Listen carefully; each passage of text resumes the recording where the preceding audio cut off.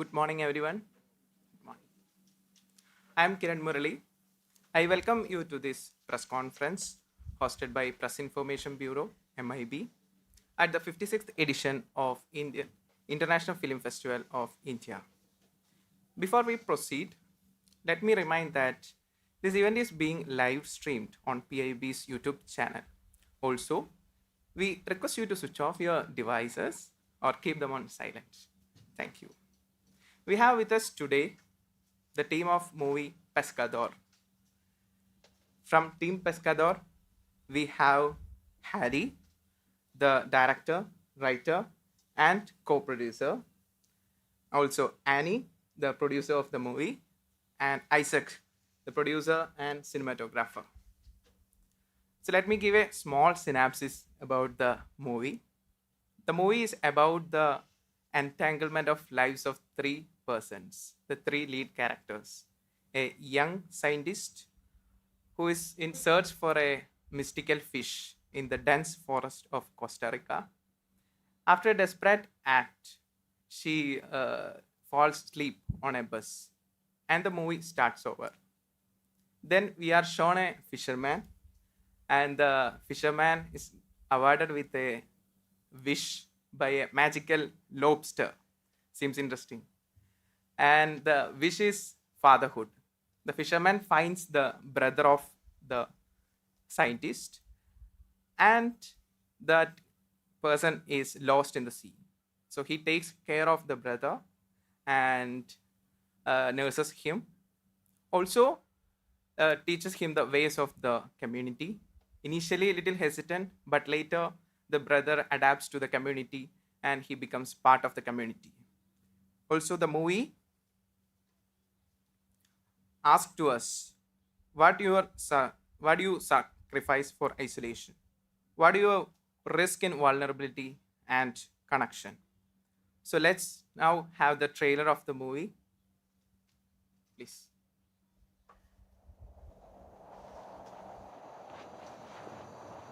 So, why are you in Costa Rica? I haven't seen my brother in over 5 years. I don't think about him anymore, at all. But that night I had a dream. We were looking for fish. Don't you study fish? I do. As a hobby? He could breathe. I couldn't. It's a creature, a folktale creature. Pescador, soy yo quien habla. Contemplo que estéis muy solitario. Deseáis un hijo. Si no muestra vuestro hijo, pagáis un terrible precio. Mi hijo.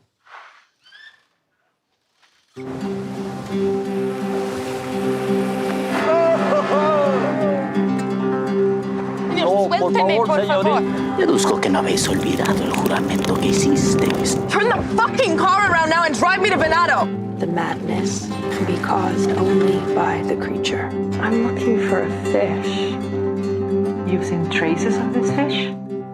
Hicisteis un juramento como padre. Once upon a time, there was a lonely fisherman who only wanted a son.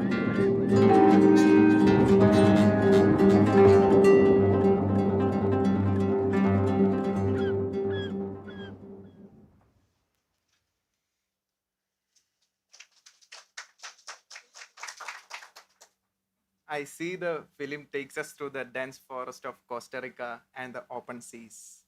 I'm sure the journey of making it was as adventurous as that. So we are excited to hear the stories today. I now request director Harry to speak on his vision about the movie. Yes, please, Harry.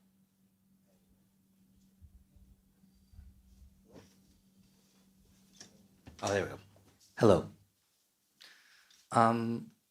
The movie was inspired by kind of experiences that I had from being in a coma. A few years ago, I was in a medically induced coma, and during that time in the coma, I had visions in my dreams of the ocean, and I kind of wanted to explore something about the ocean, something about the sea, and kind of explore why I may have been drawn to the sea during my time in a coma, and also kind of the feelings of isolation that you feel when you're recovering from a very serious medical incident. I mean, both of the two American characters in the film are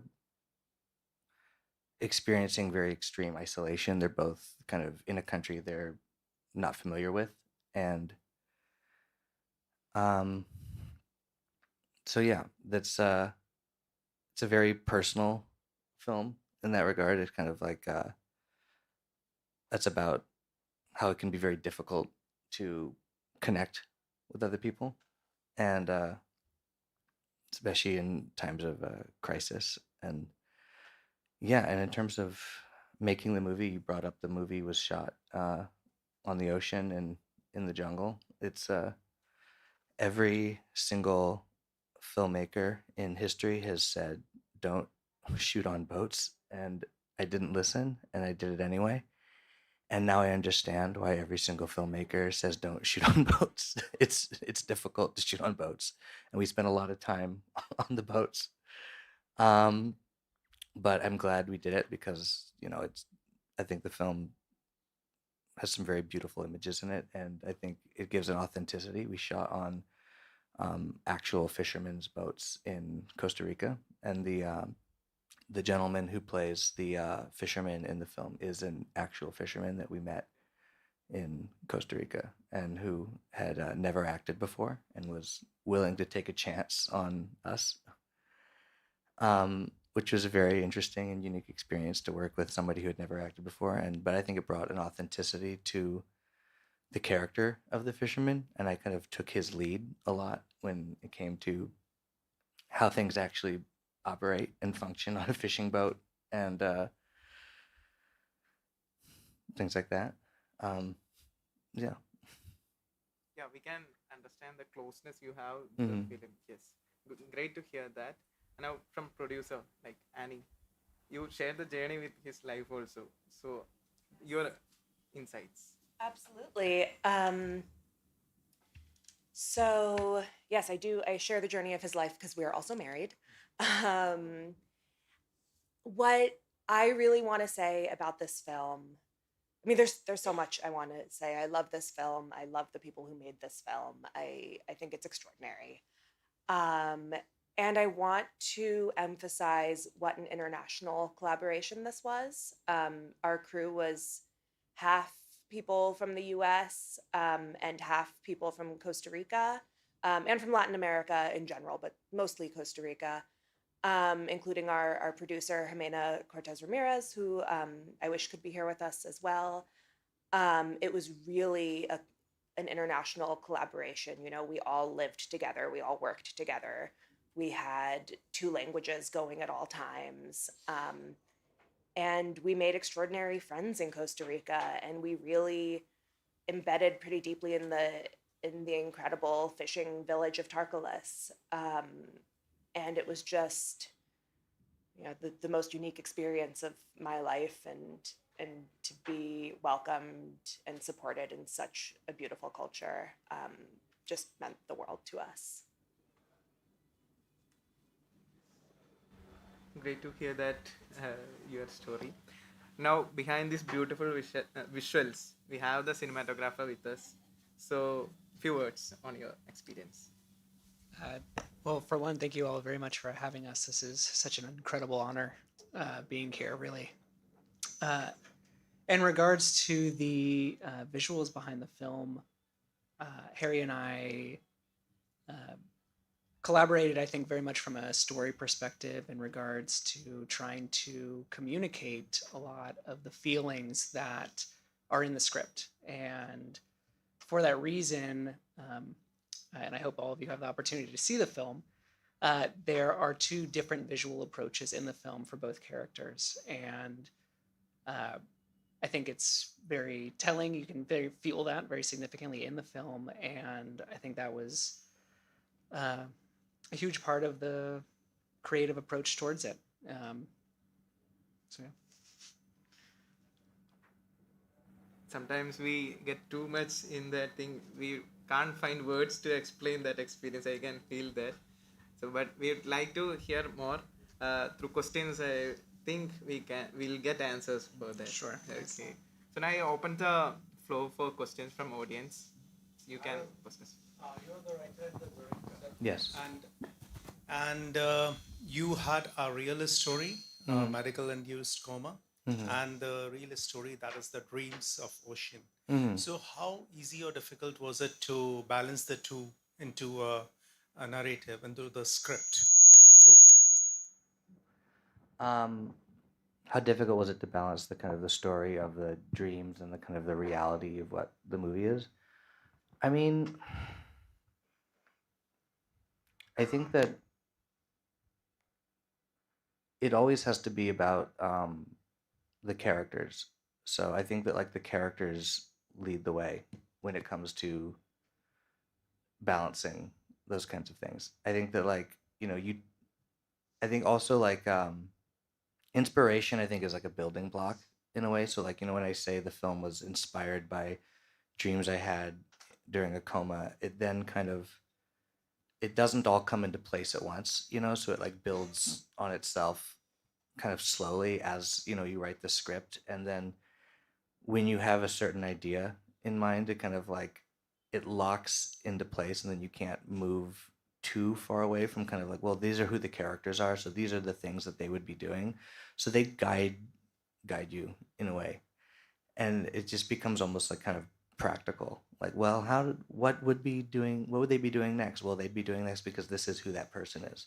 And I think if you're honest with yourself about who the characters are, it leads you in a way. And it's intuitive almost. It's hard to like explain in a way. I think it's intuitive in that like I just know who these people are. So they have to be doing this and then they have to be doing that and they have to be doing that.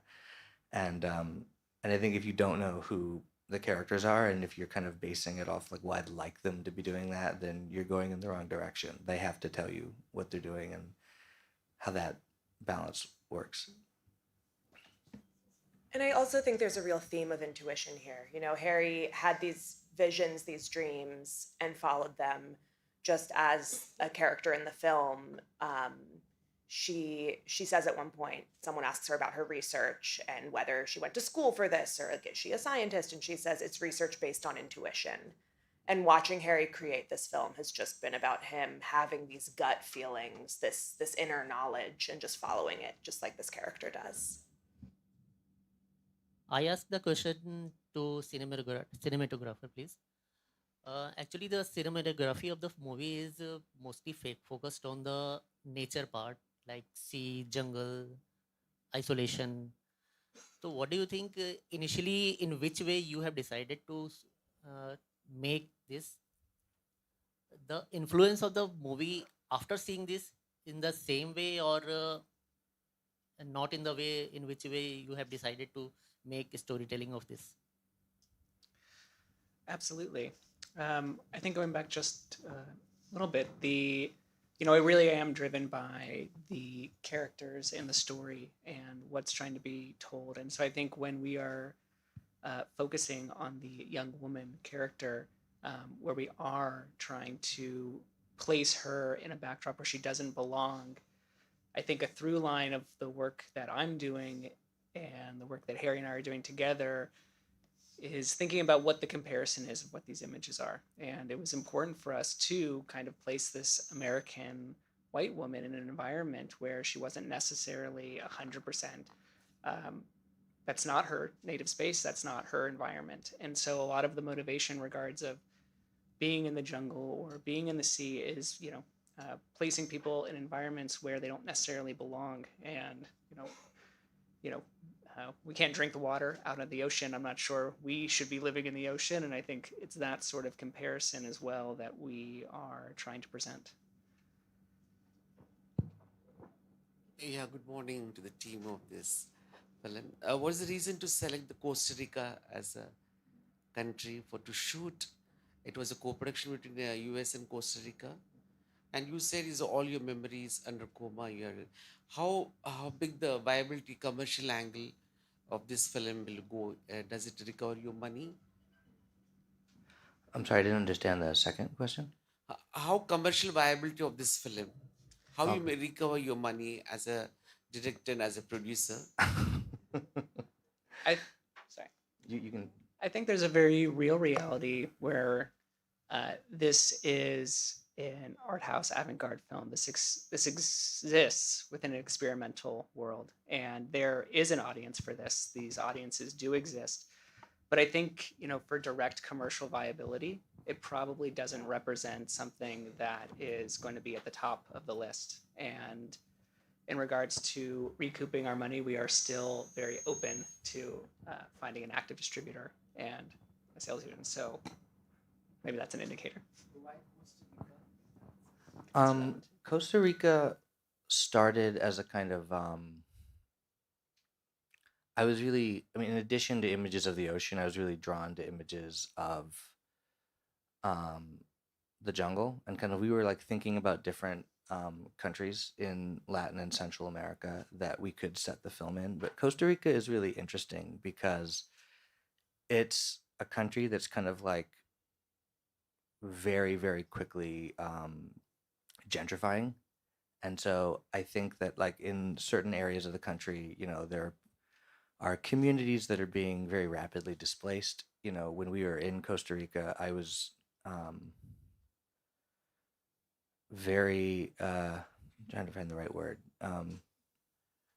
Not alarmed, but it was very surprising to see just how intense the gentrification was in certain areas of the country. And I think that that kind of like reflects what the themes of the film are, and that these are two Americans who are kind of like entering spaces that don't really belong to them and are kind of like not being very thoughtful about their interactions in those spaces. And I think that that's very reflective of a lot of the experiences that I've seen and heard from Costa Ricans, where people kind of come into communities from other countries, buy up property, and kind of kick locals out of their homes. And I think that even though the movie isn't like explicitly about gentrification, I think there are underlying themes in the film about that. And I think that Costa Rica kind of represents this kind of almost encroachment of capital in a way that a lot of other countries in Central America haven't felt quite as intensely as Costa Rica. So I think it's very indicative of what the themes of the film are. It just made sense in that way. Mm-hmm. Did the government? Oh, no, the government did not financially support the film. Shall we have some other? Good morning, team. Actually, I want to ask this question: what were the challenges in front of you while making this movie, and how did you come out with this? Come out from the challenges of making the film. Actually, yeah. So there were. As with any movie, there are numerous challenges of making a film. It's never easy to pull off a movie, especially a small movie with limited resources. I think a big challenge that we learned very quickly was going to be a serious practical challenge consistently was the unpredictable weather in Costa Rica. We were not shooting during the dry season. We were kind of shooting on the cusp between the dry and the wet season. And so, because we wanted some parts of the film to have rain in it, so we were trying to get the best of both worlds, but it's, you can't control the weather. Our first couple days, we were only able to shoot for the first 2 days, maybe 2 hours, because the weather was so unpredictable and so crazy. Weather apps are not helpful in Costa Rica. They don't tell you anything about what the weather is going to be like. So that was a very immediate challenge, and we had to keep shifting our schedule around in order to accommodate when we were able to shoot, especially on the ocean, where you're limited in terms of what you can do. And if the weather is really bad, you shouldn't even be out at sea. So there'd be times where we'd be out on the ocean and we'd have to just turn around. I think that was kind of practically the biggest the biggest challenge. I mean, and also, shooting in the jungle. There's some shots in the trailer of this kind of wide, expansive jungle. That was a difficult place to get to, but it looked so incredible and it had such a great feeling to it that we really wanted to shoot there. But we were bringing equipment down on ropes on cliff sides to make sure we could get our camera there. And so, yeah, I mean, when you're shooting in nature, you have to just kind of let it guide you in a way because you don't get to decide what it's like. I think those are the biggest challenges, but I think that we came out of it kind of with a more intuitive sense of what to do, and we learned along the way of like, well, this is how we deal with this issue when it comes up, and this is how we deal with this issue when it comes up. So yeah. Mm. Mm.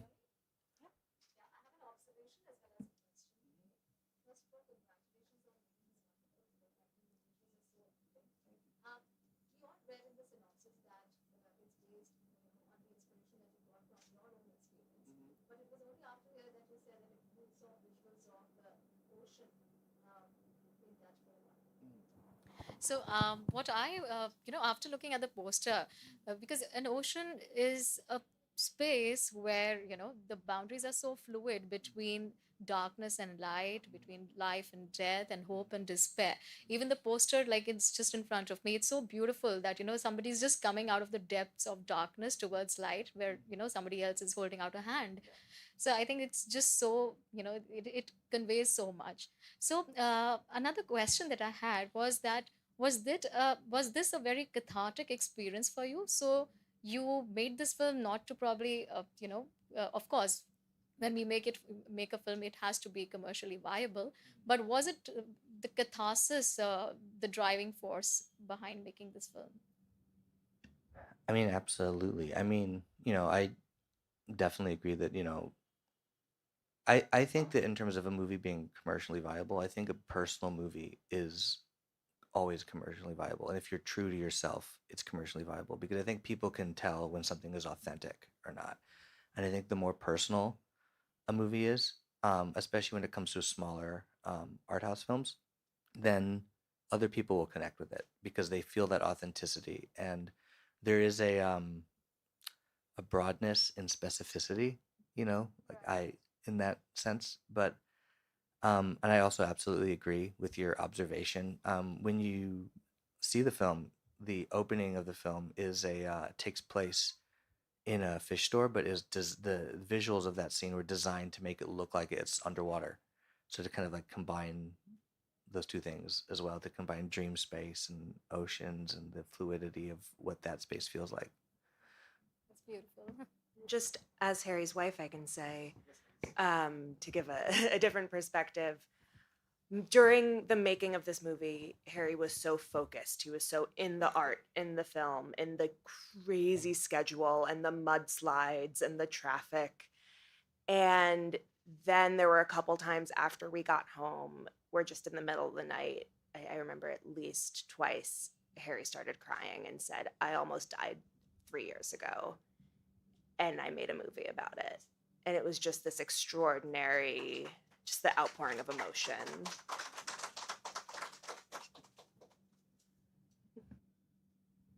So we are connected to the journey of your self-realization through this movie, and we can watch that movie with that eagerness. So we have come to an end to this press conference. I would like to thank the panelists who shared their insights, visions to the audience, and also to the audience who raised a lot of good questions so that we got to know more about the movie. So thank you for joining in. We would like to present a small memento from our side to the panelists. So I would request the guests to come forward. And thank you, everybody, as well. Yes, thank you all so much, really.